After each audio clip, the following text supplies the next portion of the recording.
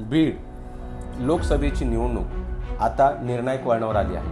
महायुतीचे उमेदवार पंकजा मुंडे, महाविकास आघाडीचे उमेदवार बजरंग सोनवणे आणि वंचित बहुजन आघाडीचे उमेदवार अशोक हिंगे अशी तिरंगी लढत या निवडणुकीमध्ये होणार आहे। पंकजा मुंडे यांच्या बाजूने ओबीसी समाज तर बजरंग सोनवणे यांच्या बाजूने मराठा आणि मुस्लिम समाज मोठ्या प्रमाणामध्ये आहे। तर दुसरीकडे वंचित बहुजन आघाडीचे उमेदवार अशोक हिंगे हे मागासवर्गीय मुस्लिम समाजाचे मते आपल्याकडे आकर्षित करण्यासाठी जोरदार प्रयत्न करत आहेत। मुंडे यांना मराठा समाजाचा विरोध असल्याने बजरंग सोनवणे यांनी खऱ्या अर्थाने 3 दिवसापूर्वीपर्यंत प्रचारामध्ये आघाडी घेतल्याचे दिसत होते।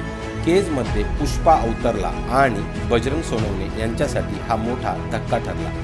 चंदन चोरी मधील मुख्यरूपी बालाजी जाधव यांचा थेट संबंध बजरंग सोनवणे यांच्याशी असल्याचा आरोप होऊ लागल्याने काही प्रमाणात का होईना सोनवणे यांना बॅकफुटवर यावे लागले। केजमध्ये 2.25 कोटीचे चंदन पकडल्यामुळे विरोधकांच्या हातात आयते खोलीत सापडले। पंकजा मुंडे यांच्यासह केंद्रीय मंत्री रामदास आठवले, कृषी मंत्री धनंजय मुंडे, आमदार सुरेश धस यांनीही बजरंग सोनवणे यांच्यावर चंदन चोरीचा मुद्दा उपस्थित करत जोरदार हल्लाबोल केला।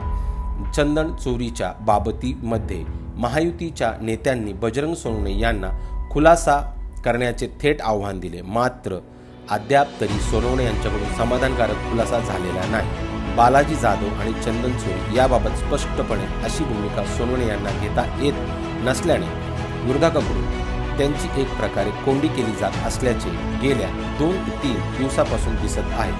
सोशल मीडियावर तर बजरंग सोनवणे सध्या चंदन चोरीच्या मुद्द्यावरून प्रचंड ट्रोल होत असल्याचे दिसते। तर दुसरीकडे आष्टीमध्ये होणारी शरद पवारांची सभा रद्द झाली आणि आज 9 मे रोजी अंबाजोगाई येथे होणाऱ्या सभेला सुद्धा शरद पवार येतात की नाही याविषयी अजून तरी प्रश्नचिन्ह आहे। एकंदरीत शरद पवार यांची बीडमध्ये सभा होत नसल्याने कार्यकर्त्यांचा सुद्धा हिरमोड होत असल्याचे बोलले जात आहे। चंदन तस्करी प्रकरण आणि शरद पवारांची सभा न होणे या 2 बाबीमुळे बजरंग सोनवणे प्रचाराच्या शेवटच्या टप्प्यात काही प्रमाणात का होईना मागे पडल्याचे दिसते। त्यामुळे येणाऱ्या काळात शरद पवारांच्या सभा होतात का, चंदन तस्करी आणि बालाजी जाधव यांच्यावरून परिणामकारक भूमिका बजरंग सोनवणे मांडतात का, मुस्लिम समाजाचे मत आपल्याकडे वळवण्यात सोनवणे यशस्वी होतात का, या सर्व बाबी बजरंग सोनवणे यांच्यासाठी खऱ्या अर्थाने महत्त्वाच्या ठरणार आहेत। बीड जिल्ह्याच्या राजकीय घडामोडीवर यापुढेही आपले लक्ष राहणारच आहे। यापुढे आणखी वेगळा विषय घेऊन पुन्हा आपण भेटूयात। धन्यवाद। दैनिक राज्य लोकतंत्र।